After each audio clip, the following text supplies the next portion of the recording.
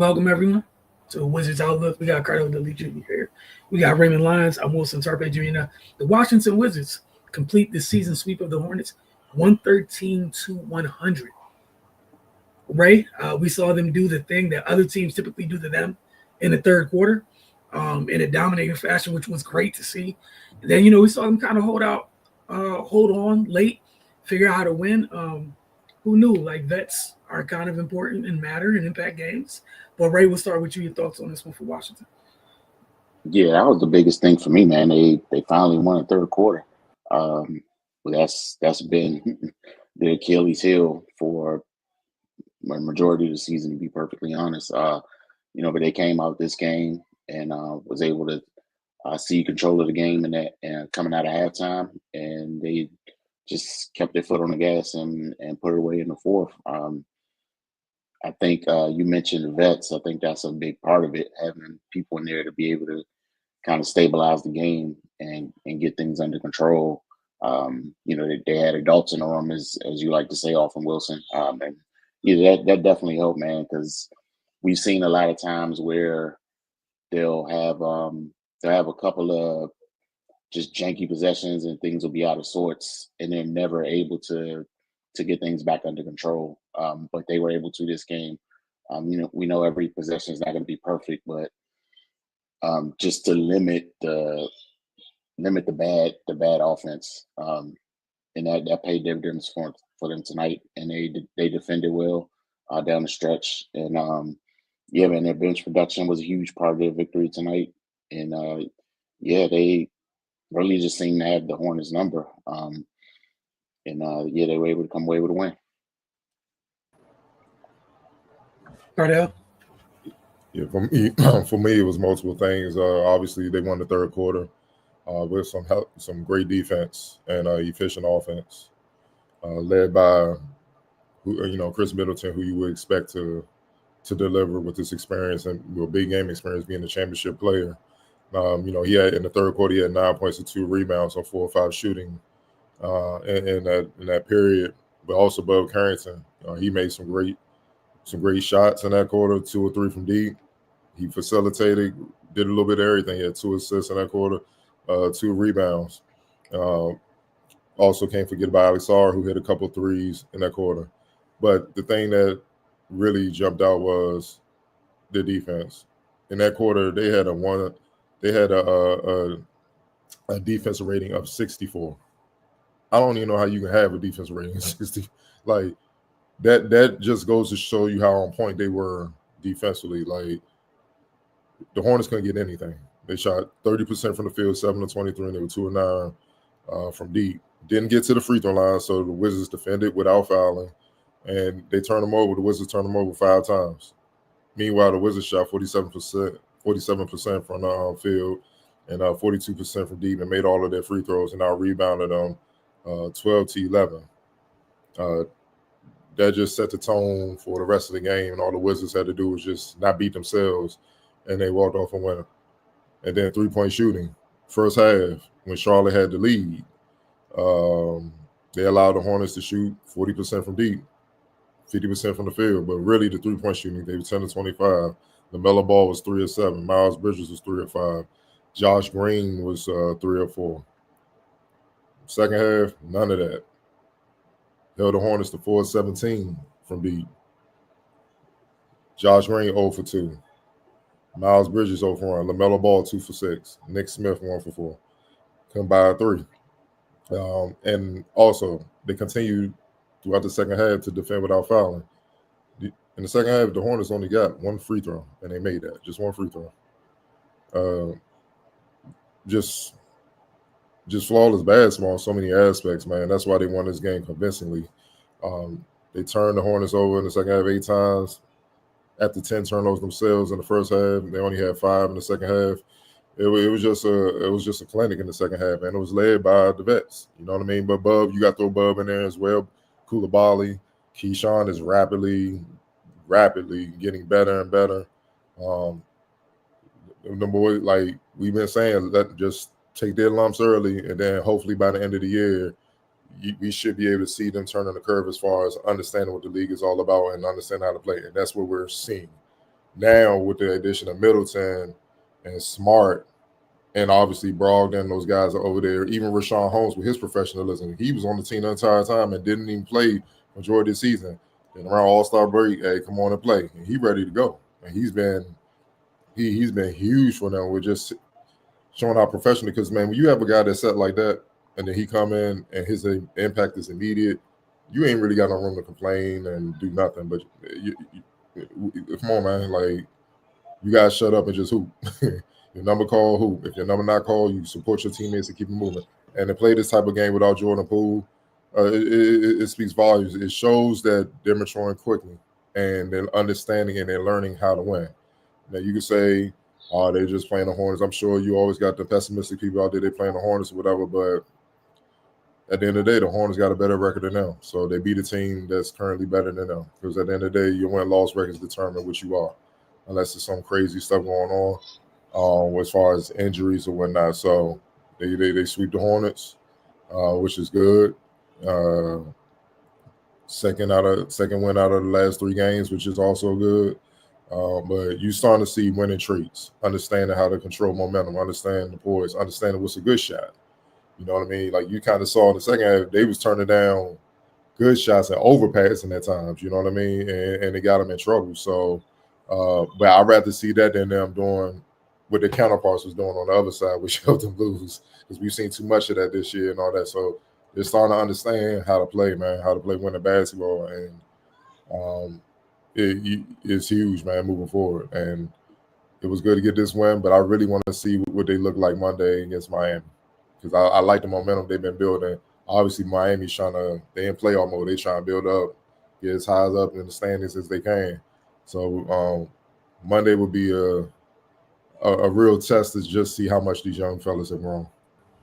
Yeah, I agree with both of you guys with that third quarter defensively. What was it like just this other night? We're talking about how I think, what is it, 12 points they gave up in the fourth quarter of a game, in a game that they won. And then tonight we're talking about in the third quarter, taking it a quarter earlier, usually kind of the quarter of doom this year. Like that's something we've been talking about all year, haven't labeled it, but we've seen time after time. How many nights have we got on here talking about the other team took the game over in the third quarter? Washington made a rally, but the game was blown open in the third. Yeah, I thought that was great. Cardo, the point you made about doing this without Jordan Poole tonight, I thought, Bub, I don't care about the shooting from him, but that was a clean floor game for a rookie. JP's not here, sharing a large bulk of the duties, plus 11, no turnovers. That's a clean game for a rook. You talked about, both you guys mentioned Keyshawn.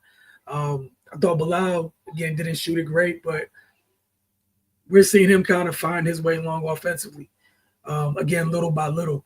And I know, again, if you just look at the box, you're like 6 for 18 is not great. Yeah, that's cool, but I've kind of like the shots Bilal's coming. Like he's taking his shots a little bit more. We're starting to see what he deems his shots, right? That's a great thing. There's some folks that get to year 5, 6, and we're kind of like, hey man, take your shots. You're not taking your shots. You're letting the defense dictate what's happening. Rashawn Holmes been amazing all year, man. Sat there patiently, like you said, tapped him on the shoulder. Hey, you're up. Sarr's been in and out of the lineup. I think last game, Holmes, one of the last 2 games, Holmes didn't miss a shot. He was just in foul trouble. He's been great rolling to the basket. We know the job he's done on the glass, but their bench was huge tonight. They killed Charlotte's bench in this one. So credit to them for that. But like you said, Cardell, you can't knock them for beating a team with a better record than them. There's a lot of teams in the league have better records than them. A win is a win. And I'm anxious. I'm like you. I'm very anxious about Monday because Miami also brings that physicality thing, which we've seen them at different times struggle with a little bit, along with what you mentioned.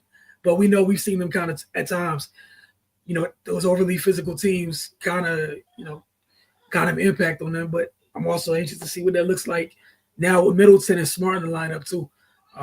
Ray, as you mentioned with vets, it's a little different when you got guys on your end that could dole out the punishment too. You kind of, give everybody a little bit more confidence and whatnot in those types of games. That said, if you guys had nothing else, player of the game. I went Middleton. He had a lot to do with that third quarter, and that was pretty much what kind of got the Wizards in control of the game. Cardell. Yeah, I might have to give it to the entire bench. They that 50 points. Yeah, from the Wizards bench, Charlotte scored 13, but the balance scoring. I expect Middleton to do what he do. Sarr should be, he should put up better numbers at this point. But with the balanced attack that they had, them out of Koulibaly, good all around performance. Bub was setting the table beautifully. But the bench, man, that balanced attack, it just, you could say it just overwhelmed Charlotte. Corey do what he do, knocking down shots. Rashawn, Justin Champagne, Marcus Smart gonna come in there with the energy.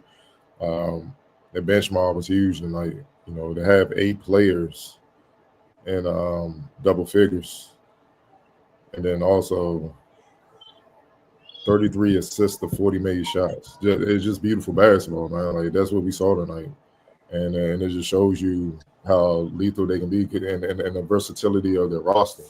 As these youngest continue to grow, man, it's just beautiful to watch. But I gotta give it to their bench, man. The bench can play. All right, X factor tonight for you guys. I actually had the second unit as the X factor, especially they were coming off a game against Portland where they got severely outperformed, and it was nice to see them respond positively like this tonight. Cardell. I'm gonna give it to Keyshawn George, man. 8 points, 8 assists. The 8 assists. That team high 8 assists. That's big, man. That means he's learning quickly. He's starting to understand how to read the floor. That's pro basketball right there. You gotta understand how to make reads, and a lot of guys kind of figure, it's all about the one-on-one scoring and stuff like that. Nah, man, you gotta know how to read the game. And when you get 8 assists and stuff like that, and that's not even your role necessarily, you just doing it within the flow. He's starting to see the game at a good rate, and also his defense came over some timely stops, timely strips, timely deflections. People kind of forgetting about their wing depth, man, and what they're building. It's not just Koulibaly. People always like the young core, Alex Sarr, like Koulibaly and Bub. I'm like, yo, you can't forget about Keyshawn, dog. He a big part of that. You know what I'm saying? And their wing depth is crazy. When you add Champagne, people don't even bring up Sadiq Bey, sitting on there recovering from the ACL. Like, their wing depth is crazy, and let's call it what it is. You know who they trying to build up to match in the East, the Celtics, and with the Cavs, what they doing. If you don't have wing depth, it's gonna be tough to beat those teams. So they trying to build up quietly. We ain't making no noise. We trash over here, man. We in the lobby. Don't pay us no mind. And they hoping for that turnaround. You look up, boom, oh shit, like Detroit, like Orlando. They're a threat now out of the blue. So you can tell that's the focus and what they're building. At the rate they're going, they should be able to get there. But yeah, Keyshawn, man, 8 and 4, 2 steals, block shot. The only thing he did, if you want to nitpick, he didn't shoot the ball efficiently, but whatever. He stopped at 10 shots. He had 3 mates. he stopped. He didn't keep jacking. He focused on other aspects of the game to make an impact, and the Wizards were better off for it.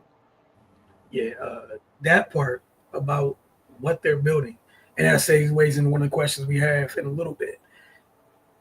Bigger wings that can play make. That a lot of people in the league are looking for those types of players.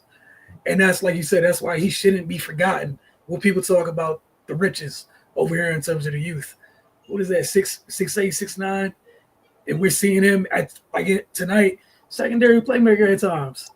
That's a luxury. That is a hell of a luxury, folks. But again, we're gonna get to some of these questions real quick. We got 2 tonight. Fun one here is LaMelo Ball a winning player? To me, no, not yet. I think people get talent confused with results and playing good basketball. They don't go one and the same, man. They don't. Sorry. Kind of confused me early when people was like, he should be an all-star. I'm like, huh? I'm like, I had to triple check to see the record. I'm like, are y'all really watching these games, or y'all watching social media highlights?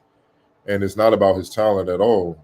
he got a lot to learn and learn how to win, man, and to play winning basketball because he got the ball in his hands. Like even tonight, when the Hornets were kind of building a run, kind of seizing momentum, the shot attempts he take it just deflates you.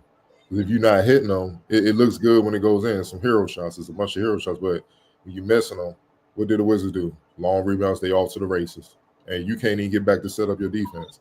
So it's just as bad as a turnover. You know what I mean? And it's hard to win like that, man. He has to learn how to manage the game better. Like, dog, how many games have we seen? It seems like every time they play the Wizards, which they've lost every time, the boy like 5 for 13 from deep, and it looks good. But overall, he's shooting 30% from the field, man. And then for his, he might get you 7 assists, but then he got like 6 or 7 turnovers. That cancels each other out. Your assist to turnover ratio is trash. You know what I mean? And it is what it is. But it's not about the talent. Somebody made, I forgot who I was watching. Somebody made a good point.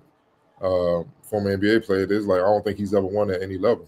He's just hoop, and that's his game. So you got to teach him how to play winning basketball, and that's going to take breaking some serious habits for him to get to that point. He's super talented, big point guard, dynamic, can do a lot of things, man. But he gonna have to figure something out because it's gonna be hard to build a winner around him if he continues to play like this. It's just how can you? Right. Yeah, I mean, I agree. At this point, you have to say no because he hasn't won. And a lot of the team's shortcomings are centered around him. Like Cardell said, and he's the main decision maker. He has the ball in his hands a lot, and he doesn't make a lot of good decisions, to be perfectly honest. I think one game earlier this season against the Wizards, he was 3 of 18 for three.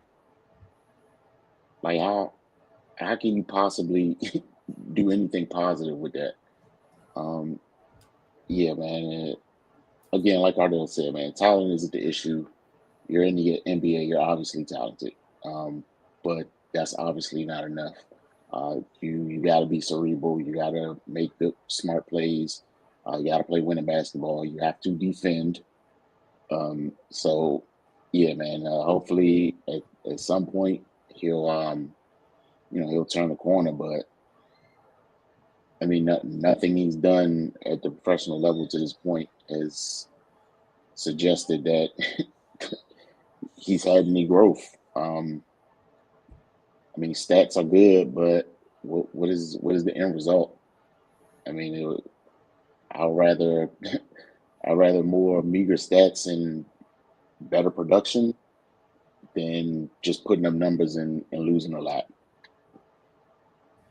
Yeah, it's 3 for 3 here. For me, it's I think it's one of those things. We always talk about certain things that people lose sight of. Is you know, uh, from kind of the times we grew up in, and now is yeah, everyone can cool. People are point guards or whatever, right? And that's great.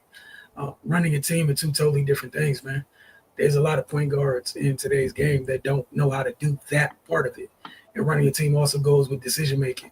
That is a monumental piece of that part of it. And I think people they conflate the talent part of it, get so excited about it, which is amazing because, like you guys all said, like it's not remotely a talent issue. But and this is not to Shea LaMelo in any shape, fashion, or form. Just using a quick comparison from point guards have been in similar situations where both teams kind of stink, right? Um, Organizations need to get better. What have you? Look at Detroit with Cade. Um, Cade, someone who can run a team. You know what I'm saying? That's one of the things we never really wondered about Cade. And as they kind of got a little bit more structure or whatever in place for him, look at what they're doing. And that's mostly just structure because he can run a team. And running a team is huge. And Ray, you said that magic 2 words, 1 word, that magic phrase, decision making. People just ignore it, abhor it, just disregard it. Dog is everything. And similar to, unless you're playing with Bron, bro, you touch the ball the most every possession, you're the one. It lies in your hands. Football, quarterback touches the ball every play of offense. And to a certain extent, yeah, everybody needs to do their job. But, sir, if you're turning it over at a high rate, tis you and only you. We can't even talk about the other 10. Um, and that's a large part that comes with that position. And I think people just overlook, some of the stuff that goes with it. And that's why, sometimes even a bad shooting night, playing a clean game, your team can win by double digits because you played a clean game. You can. How many times we've been here talking about opposing teams, their point guards coming in and controlling the tempo, all that little stuff that people skip over. It's huge for that position, and that's why at this point, like you guys both said, just know he's not. That's not to say he can't ever be, but those are the things he needs to work on and improve on, so Charlotte can kind of take the steps. Because from a talent issue, Charlotte has some talent on their roster. Like they are not talent deficient. They've been picking high for a little while now. They got some talent over there. Not to say that they have top 5 in the East talent, but you shouldn't never be there to play in, sir. Like that's ridiculous.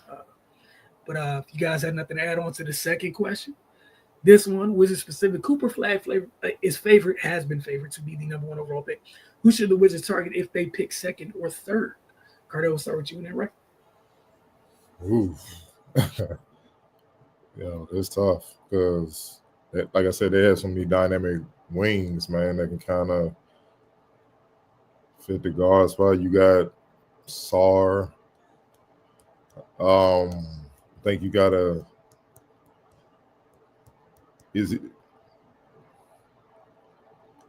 Dylan Harbor? I think he could play with Bub, but what you gonna do with Poole?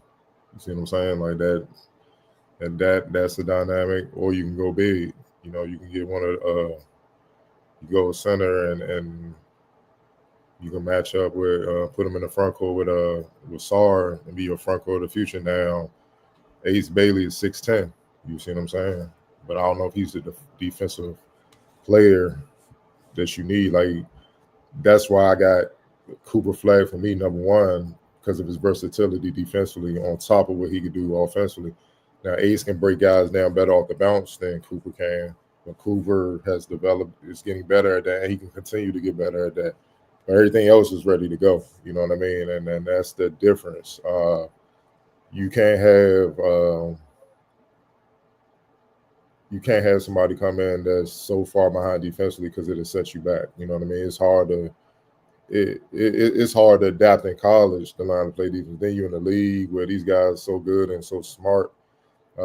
They could just make you look stupid and then you're unplayable. Like we got to sit you to save your confidence because we might lose you as a player. You're getting torched out here.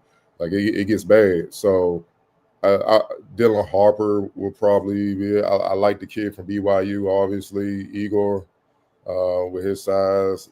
I just don't know if he's physical enough to kind of be in that front court because, like I said, they set at the wing. Like they got a lot of wings. They don't need.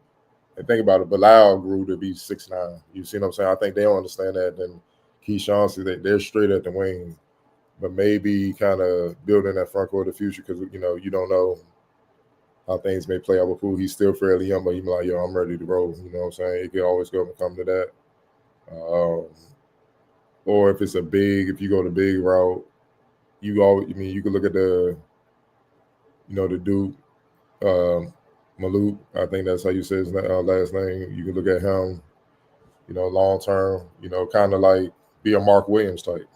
You know what I'm saying? And that can help, complement what Sar does versatility wise.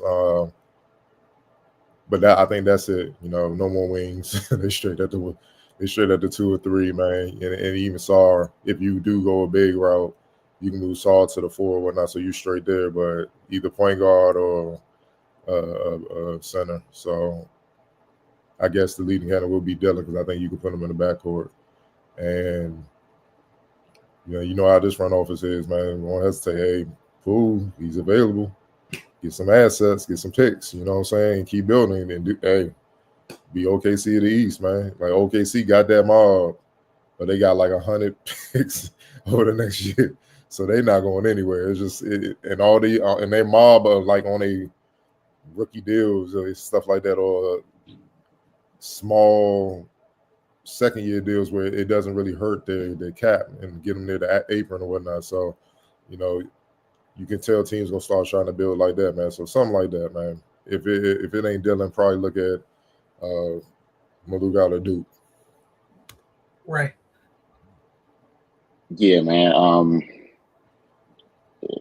It's definitely a lot of factors that go into this, and my mind immediately went to Ace Bailey or Dylan Harper. Yeah, that other end kind of make things a little iffy about Ace. Not saying I definitely think he's going to be a top 3 pick, no matter what. But just kind of looking at where the Wizards are and what they need. Dylan Harper probably makes the most sense for the reasons Cardell laid out. But if they did go Ace, I mean, it's hard to pass that up. But yeah, even with his defensive efficiency, man, that's a hard thing to overcome, especially with what the Wizards have been dealing with the past couple years. But yeah, maybe Dylan Harper. But I wouldn't be mad with either. But yeah, that's where I'm at with it. Either one of those 2 guys. I don't think they should go outside of that. For me, and again, Ace is one of my favorite players coming out of the draft, but because of what Washington already has, and we've seen them play all year, which means they're getting important experience. Carter been mentioned all year long when people talk about Washington. Don't forget Bilal. At times, they think it works one of 2 ways. They think about the core, they forget Keyshawn, or they think about the core and forget Bilal because he wasn't part of the 3-man rookie class. Yeah, and they forget Sadiq, which is yet another young freaking wing. So again, as much as I love Ace, we talk about fit here, which is a part of it. Outside of cool, because that makes the most sense because he can play all up and down and you're not worried about it. And it fits within the 2-way theme that this roster clearly has with these youngsters. Yeah, after cool, it got to be Dylan and Maluk because you got the flexibility, at least to me. I know, Cardo, you talk about, for all the reasons with Dylan above backcourt is love to me regardless. You do whatever you need to do with that. That's your backcourt. And you got your bevy of wings and start at the 5 if you so choose. Or you go get you your big, dirty work, big. So Sark, obviously expand his game and whatnot, but he gets to play the Evan Mobley role next to another big to do the Jared Allen stuff. Or Mark Williams stuff, as you said, but play next to another big where some of the stuff he does, it doesn't scream out as much as it does right now because he's not the 5. That's not to say it doesn't need to get worked on, but it's not as alarming because he's not the 5. And that's the luxury Evans had in Cleveland is Jarrett's been there.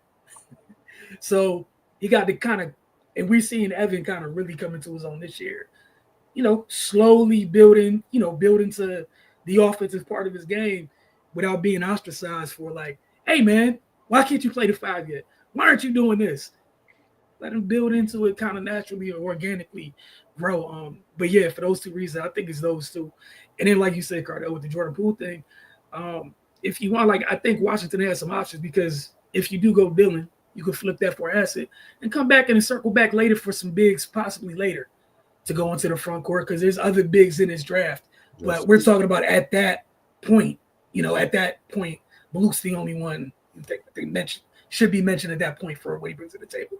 That said, if you go Dylan Harper early, say you flip Jordan, what have you, or Corey, what have you, again, you have those options because this front office clearly, we've seen them go to work. You got options later on in the draft to double back into the first if you so please, if you so choose. So, yeah, I think just initially those are the first 2 things. And if your default, oh no, oh my God, we took aces, oh my God, your life is still okay. But again, though, I think those are the 2 preferred things for me. Man, facts, no argument. But if it ain't Dylan, then Maluk, because I feel like he is because he's defensive minded already. He's not gonna come in looking like I need the ball. Just give me a couple of lob plays. I'm rebounding, I'm running the floor, finishing, pick and roll, setting good screens, and being 7-2, 7-2, 7-2, 7-2. You know what I mean? Like that's big, bro. And in case people haven't been paying attention, in the East is a couple twin towers. You bigs you got to deal with. You got to deal with them, man. Like you look up in New York, a lot of their struggles is their bigs been in and out. Like they're missing the bigs. You ain't had Mitchell all season. Karl Anthony Towns been banged up. You just lost what's my man name that just got the young European dude? Dang man, Yuck Porty or whatever, Huck Porty. Yeah, you just lost him. It's tough. You want to wait. See what's out there and get some bigs up in there. You need size. It's hard to win.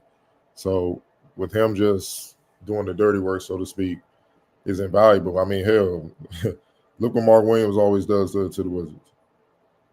Just being a lob threat, blocking shots, running the floor and rebounding and sending good screens. And then when you got Dylan above, though, they're going to make sure he eat. They're going to find him. And obviously the wings can find him. The athleticism. But I'm just saying, because think about it. If you get Ace, if you take Ace, not saying that's wrong, boy talented. But think about that locker room dynamic with a bunch of young bulls trying to establish themselves, man. You already building with this core, and then all of a sudden Sadiq is back. He healthy. Man, I got to get back to it. You know what I'm saying? Like, it creates a different type of monster, and it could, we've seen it in the past, become toxic, where it's one ball, and then you got the move pieces, and then it can set you back a little bit because now the chemistry from that core is being shipped out that you already started with. So it's not even necessarily a knock on Ace Bailey's talent. He's definitely worthy, but I just think sometimes it's about fit. You know what I mean? And for what the Wizards have, it's just not a good fit, man. Just like if you the Cavs, let's say you lucked up and got the number 1, number 2 pick, it doesn't make sense to take a big. Your front court is set. You know what I mean? Build your wings up. Because obviously the backcourt is set.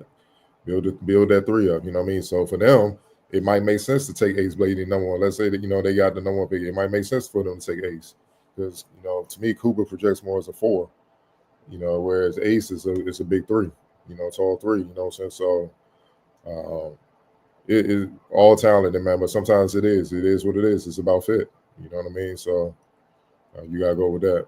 But yeah, if I had to put my money on it, if they ain't had the number 1 pick, you get Dylan, him above in the backcourt, let him rock, because you got 2 6'5", 6'6" versatile guards that do it all. That's just hard. That's hard to match up for, because it's like either one of them can run point, either one could be the 2. They can score dynamically different ways from all 3 levels, defend, competitive, tough. It's tough. It's tough to deal with that.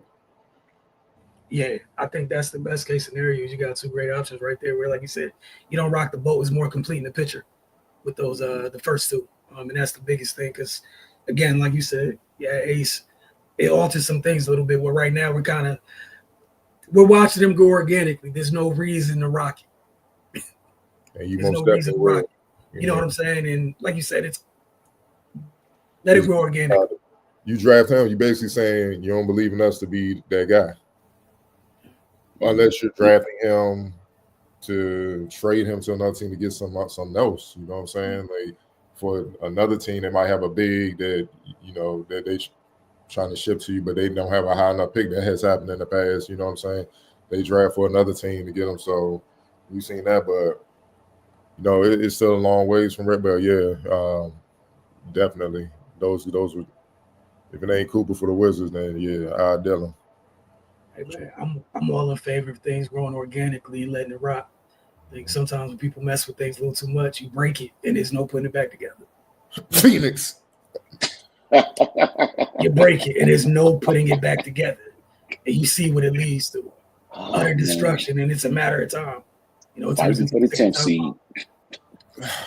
Yeah, man, allergies, man. It's crazy. Hey, man, it happens quick. Hot and cold. Everybody be careful what you do with your NTCs, all right? Support. Everybody doesn't deserve it. But we appreciate you guys. We'll check in with you guys Monday night. Shout out to the Wizards for getting tonight's win and sweeping Charlotte in this season series. A little bit of good news and a long season.